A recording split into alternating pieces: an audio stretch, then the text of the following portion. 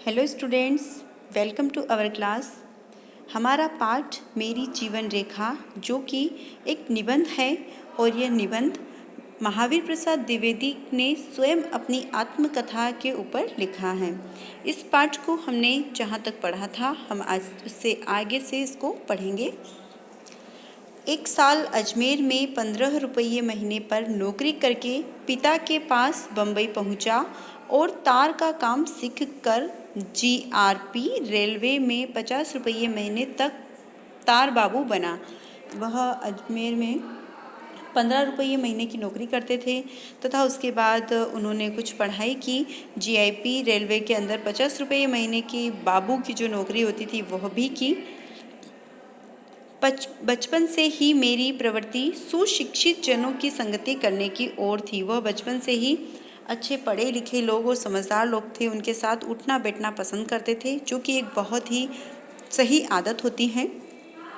देवयोग से हरदा और होशंगाबाद में मुझे ऐसी संगति सुलभ रही। फल यह हुआ कि मैंने अपने जीवन के 4 सिद्धांत या आदर्श निश्चित किए। यह 4 सिद्धांत और आदर्श कौन से हैं? निश्चित किए थे। वक्त की पाबंदी, हमेशा वक्त की पाबंदी होनी चाहिए, वक्त पर सारे काम करना चाहिए। रिश्वत न लेना, कभी भी किसी से रिश्वत नहीं लेना। अपना काम ईमानदारी से करना और ज्ञान वृद्धि के लिए सतत प्रयत्न करते रहना। अपना काम ईमानदारी से करूँगा और ज्ञान प्राप्ति के लिए हमेशा मेहनत करता रहूँगा। पहले 3 सिद्धांतों के अनुकूल आचरण करना तो सहज था, पर चौथे के अनुकूल सचेष्ट रहना कठिन था। तथापि सतत अभ्यास से मुझे सफलता भी प्राप्त हुई।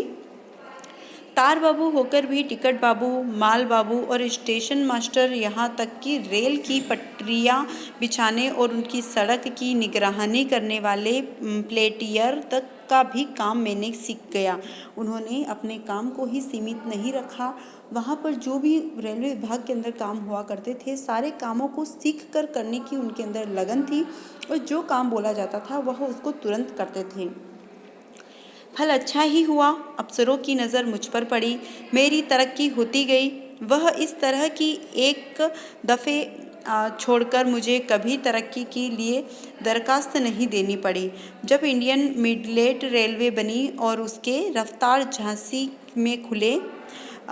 उसके झांसी में खुले, तब सीआईपी रेलवे के मुलाजिम को जो साहब वहाँ जनरल ट्रैफिक मैनेजर मुकर्रर हुए, वे मुझे भी अपने साथ झांसी लाए और नए नए काम मुझसे लेकर मेरी पदोन्नति करने लगे। इन उन्नति का प्रधान कारण मेरी ज्ञान लिप्सा और गौण कारण उन साहब बहादुर की कृपा या गुण ग्राहकता थी। 10-12 वर्ष बाद मेरी मासिक आय मेरी योग्यता से कई गुनी हो गई। वह हमेशा ईमानदार थे, सच्ची राह पर चलते थे, कभी किसी का बुरा नहीं चाहते थे और कड़ी मेहनत और लगन से काम करते थे। इसलिए उनकी तरक्की आगे होती ही चली गई। उनको कभी भी अपनी तरक्की के लिए कोई सिफारिश नहीं करनी पड़ी और धीरे धीरे उनकी जो वेतन था उनकी योग्यता से कई गुना बढ़ गया था। मैं यदि किसी के आचरण को सह लूँगा तो मेरी सहनशीलता अवश्य सूचित होगी। पर उससे मुझे और पर अत्याचार करने का अधिकार नहीं हो जाता। परंतु कुछ समय तर बानक ऐसा बना कि मेरे प्रभु ने मेरे द्वारा औरों पर अत्याचार करवाना चाहा। हुक्म हुआ कि इतने कर्मचारियों को लेकर रोज़ सुबह 8 बजे दफ्तर में आया करो और ठीक 10 बजे मेरे कागज़ मेरी मेज पर मुझे रखे मिले। मैंने कहा मैं 8 बजे आऊँगा, पर औरों को आने के लिए लाचार न करूँगा। देखो, हमारे पास अगर कोई ताकत है, कोई पावर है, तो इसका मतलब ये नहीं है कि हमें दूसरों के ऊपर अत्याचार करने का मौका मिल गया हो। यहाँ पर लेखक के साथ भी यही हुआ। उनको जो दायित्व दिए गए थे उनके अनुसार उनको कहा गया कि आप इतने अफसरों को लेकर यहाँ पर आओ और उनसे काम करवा कर 10 बजे उनको छोड़ो।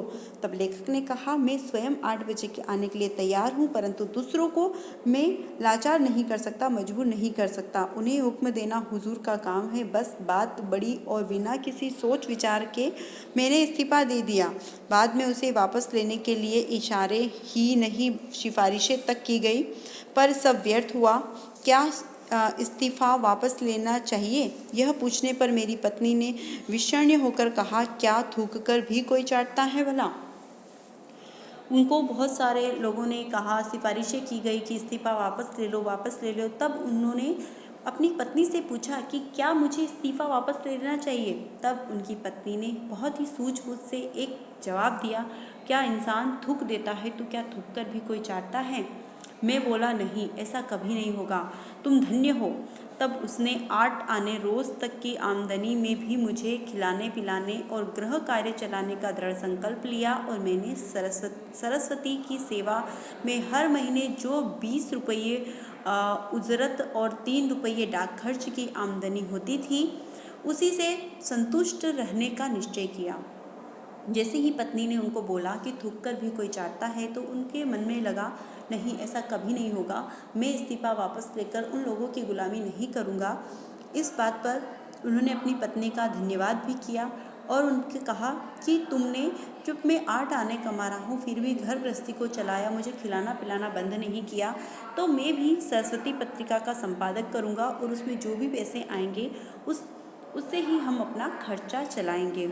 मैंने सोचा किसी समय तो मुझे 15 रुपये ही मिलते थे, 13 रुपये तो उसके अड़ियोहरे से भी अधिक हैं। इतनी आमदनी मुझे देहाती के लिए कम नहीं है। मतलब अपना घर चलाने के लिए मुझे जो 13 रुपये मिल रहे हैं वो बहुत ज़्यादा हैं। इसमें मैं अपना घर बहुत ही आसानी से चला लूँगा। इससे आगे हम अगली वीडियो में पढ़ेंगे। आज के लिए इतना ही। Thank you.